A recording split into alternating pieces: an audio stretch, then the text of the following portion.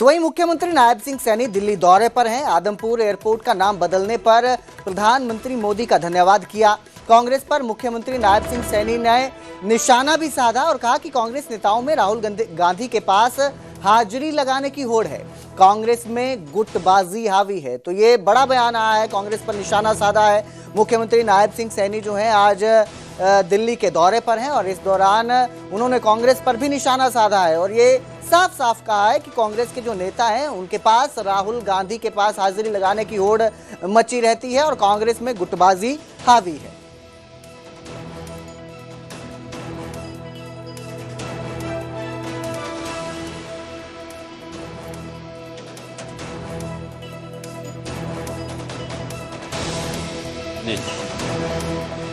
जो कल आदमपुर एयरपोर्ट का नाम श्री गुरु रविदास जी महाराज के नाम से रखा है, मैं आदरणीय प्रधानमंत्री जी का दिल से धन्यवाद करता हूं। जो निर्णय प्रधानमंत्री जी ने किया है, देश भर के असंख्य लोगों के लिए ये क्षण का विषय है। यह नामकरण कल गुरु रविदास जी महाराज की जयंती के अवसर पर जो कार्यक्रम आयोजित कर इसका नामकरण किया गया है, ये संत शिरोमणि गुरु रविदास जी महाराज को सच्ची श्रद्धांजलि है। उनके द्वारा दिए गए जो प्रवचन हैं, समता, करुणा और सेवा के मूल्य आज भी समाज को प्रेरित कर रहे हैं। हमें एक समरस, न्यायपूर्ण और मानवीय समाज के निर्माण की दिशा में आज भी उनकी वाणी हम सब का मार्गदर्शन करती है। गुट्टों में बटी हुई है, कई लोग तो देर नहीं करते भी तो माननीय निर्मला सीतारमण जी ने पूरा बजट भी नहीं पढ़ा तो एक ने ट्वीट कर दिया, भाई तक देख तो ले सारा का सारा। इनके अंदर होड़ लगी हुई है कि कौन राहुल गांधी के पास जाकर के पहले हाजिरी लगाए। भाई नरेंद्र मोदी जी के नेतृत्व में देश बदल रहा है। आदरणीय प्रधानमंत्री जी ने संकल्प लिया है 2047 तक भारत विकसित राष्ट्र बनेगा। ये कौन नहीं जानता या कौन नहीं देखता। इनके समय के अंदर 2014 से पहले भारत दुनिया की आर्थिक 12वें-13वें स्थान के ऊपर था। ये नरेंद्र मोदी जी का ही तो कमाल है, जिसने इस भारत को दुनिया की जो संकल्प लिया था कि हम 5वीं आर्थिक शक्ति बनाएंगे, बना दिया। यह कोई वैसे नहीं बन गया, खाली आंकड़ों में बन गया। इसके पीछे की मेहनत है, उस मेहनत को तो ये जानते नहीं है कि मेहनत क्या कर रहा है। मोदी सोता नहीं है, रात को दिन रात देश को आगे बढ़ाने के लिए लगा हुआ है।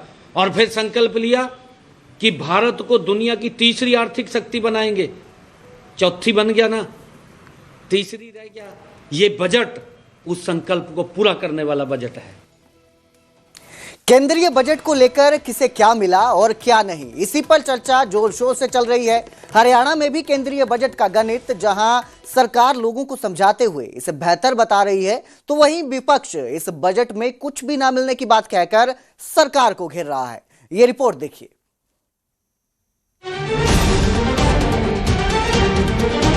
यह बजट आत्मनिर्भर भारत और विकसित भारत की दिशा में मील का पत्थर है। जो अब तक मैंने बजट देखा है, ये बजट बिल्कुल खोखला है। हरियाणा के मुख्यमंत्री जी का नाम है नायक, देश के बजट में हरियाणा का नाम था गायक। केंद्र सरकार के बजट पर हरियाणा में सरकार और विपक्ष के सुरताल बिल्कुल विपरीत हो गए। हर बार की तरह इस बार भी बजट पर विपक्ष ने सवाल उठाए और सरकार ने बजट से हरियाणा को क्या मिला इसके पॉइंट गिनवाए। विपक्ष का सवाल है कि शिक्षा, स्वास्थ्य और रोजगार को लेकर बजट में कोई बड़ा ऐलान क्यों नहीं किया गया। पूर्व मुख्यमंत्री भूपेंद्र सिंह हुड्डा ने सरकार से पूछा कि महंगाई बढ़ रही है तो इनकम टैक्स में कोई राहत क्यों नहीं दी गई। जो अब तक मैंने बजट देखा है, ये बजट बिल्कुल खोखला है और आम आदमी को कोई राहत नहीं दी गई। देखो, कोई भी हो, आम आदमी की राहत के लिए शिक्षा, स्वास्थ्य और पब्लिक के जो काम होते, पब्लिक को क्या लाभ हो रहे हैं, मुख्य 3 बात होती है। जहां तक एजुकेशन का सवाल है, 2002-03 में तो एजुकेशन बजट पे जो सेस को निकालकर 2.3 था टोटल बजट का अलॉटेड था। अब 2026-27 में ये 1.1 कर दिया एक्सक्लूडिंग सेस। हरियाणा को लाभ क्या मिलेगा तो नाम ही नहीं आया। हरियाणा के मुख्यमंत्री जी का नाम है नायब। केंद्र देश के बजट में हरियाणा का नाम था गायब, जिक्र ही नहीं हुआ हरियाणा का। कुछ हरियाणा को ना कोई परियोजना, कोई मेट्रो, एयरपोर्ट, कोई स्वास्थ्य की, शिक्षा की, कोई राष्ट्रीय स्तर का कोई संस्थान, कोई रेल की लाइन, कोई बड़ी परियोजना, कुछ ऐसा हरियाणा का तो आपको मिला नहीं। ये दुख की बात है, क्योंकि ऐसा नहीं है। हरियाणा से सबसे ज़्यादा देश में जीएसटी कलेक्शन भी हरियाणा से है और देश में सबसे ज़्यादा टोल कलेक्शन भी नेशनल हाईवेज का हरियाणा से है। तो ऐसे में हरियाणा की अनदेखी अच्छी बात नहीं है। विपक्ष ने शिक्षा, स्वास्थ्य, रोजगार से लेकर किसानों और महंगाई को लेकर बजट में कोई बड़े ऐलान न होने पर सरकार पर सवाल उठाए, तो उधर मुख्यमंत्री नायब सैनी और बीजेपी के नेताओं ने बजट को बेहतर बताते हुए ये दावा किया कि ये बजट विकसित भारत का मजबूत इंजन बनेगा और हरियाणा में भी विकास की रफ्तार को बढ़ाएगा। यह बजट सही मायनों में जनहित और अंत्योदय की भावना को ये समर्पित बजट है। इस बजट में 3 मुख्य विजन हैं: रफ्तार, क्षमता, सबका साथ। इससे हमारे हरियाणा प्रदेश को भी, चाहे फरीदाबाद हो, गुरुग्राम हो, पानीपत हो, लाभकारी सिद्ध होगा। जब पीछे भी बजट आया था, इसी प्रकार से उन्होंने हवा मचाने का काम किया था। बजट में हरियाणा का नाम नहीं आया, लेकिन आपने देखा है इस 2025 के वर्ष में हरियाणा में कितना विकास हुआ है, कितनी सड़कें बनी हैं, रेलवे का काम हुआ है और नई नई यूनिवर्सिटियां डेवलप हुई हैं। और भारत सरकार की और प्रधानमंत्री नरेंद्र मोदी जी की सरकार की यही सबसे बड़ी उपलब्धि है।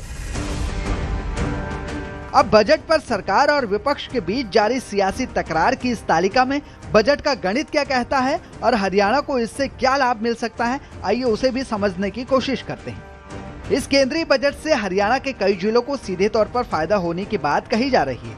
अंबाला, हिसार, करनाल में जहां हवाई पट्टियां सी प्लेन के लिए डेवलप होंगी, तो वहीं गुरुग्राम और फरीदाबाद एमएसएमई के केंद्र बनकर उभरेंगे।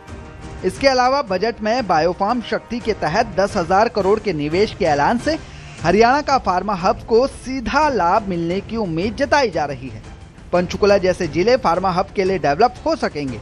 वहीं केंद्रीय बजट में राखीगढ़ी को टूरिज्म हब बनाने का ऐलान हुआ है, जिससे हरियाणा की टूरिज्म इंडस्ट्री को बड़ा फायदा होगा। गुरुग्राम और पंचकुला में एआई सेंटर खोले जाएंगे, जो हजारों युवाओं को ट्रेनिंग भी देंगे। हालांकि बजट के इन ऐलानों से हरियाणा में विकास की रफ्तार तो बढ़ेगी, लेकिन विपक्ष का सवाल है कि किसान, मजदूर और शिक्षा, स्वास्थ्य के लिए बजट में कोई ऐलान क्यों नहीं किया गया। इसी पर अब सरकार और विपक्ष में तकरार बरकरार है। Bureau report, news 18 Punjab Haryana.